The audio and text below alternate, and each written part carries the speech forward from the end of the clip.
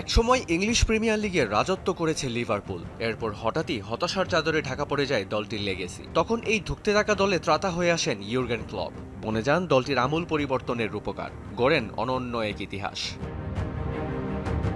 তার হাত ধরেই আবারও ইউরোপের সেরা লিভারপুল প্রিমিয়ার লিগ যুগে ইংল্যান্ডের চ্যাম্পিয়নও বানালেন প্রথমবারের মতো। গড়ে তোলেন অপ্রতিরোধ্য এক দল।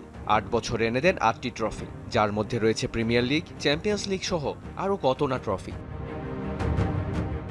সময়টা ২০২৪ সাল। সেই গ্রীষ্মেই দীর্ঘ ৯ বছরের সম্পর্কের ইতি টানেন ক্লব। তবে চলতি মৌসুমে অনেকটাই পথহারা অলরেডরা। হ্যাট্রিক হারে নেমে গেছে পয়েন্ট টেবিলের ৩-এ। দলের এমন বেহাল অবস্থায় লিভারপুল দর্শকদের মনে করাচ্ছে একটি নাম, ইয়ুর্গেন ক্লপ। এই জার্মান কোচের কাছ থেকে ইঙ্গিত এসেছে সঠিক সময়েই, এবং এটি সম্ভব বলে বিশ্বাস করেন তিনি। ভবিষ্যতে কোনো একদিন অ্যানফিল্ডে ফিরে আসার সম্ভাবনা সম্পূর্ণ উড়িয়ে দেননি লিভারপুলের প্রত্যাবর্তনের এই রূপকার। আমি আগেও বলেছিলাম যে ইংল্যান্ডের ভিন্ন কোনো ক্লাবের কোচ হতে চাই না, তবে প্রত্যাবর্তন যদি হয় সেটি হবে লিভারপুল। হ্যাঁ, তাত্ত্বিকভাবে এটি সম্ভব, কারণ তাদের আমি কখনো আমার প্রতিদ্বন্দ্বী ভাবতে পারবো না। বয়সটা ৬০ ছুঁই ছুঁই।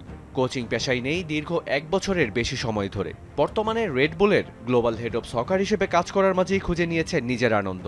যেহেতু কোচিংয়ে ফেরার ইচ্ছাটা আছে, তবে সেটা কখন এবং কবে তা পুরোটাই ভবিষ্যতের উপর ছেড়ে দিয়েছেন তিনি। আমার বয়স ৫৮, একদিক থেকে হয়তো বেশ বয়স, তবে অতটাও বয়স হয়নি।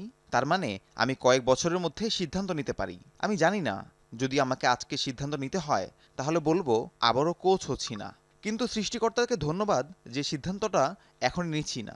ভবিষ্যতে কি ঘটে আমি শুধু সেটাই দেখতে পারি। ক্লব বিদায় নেওয়ার পরই লিভারপুলের দায়িত্বে আসেন আর্নে স্লট। প্রথম মৌসুমেই বাজিমাত, দলকে জিতিয়েছেন প্রিমিয়ার লিগ শিরোপা। চলতি মৌসুমে বেশ কয়েকজন তারকা প্লেয়ারের বিদায়ে মিলছে না দলটির ছন্দ। যদিও ক্লপের বিশ্বাস লিভারপুল ফিরবে তার স্বরূপে।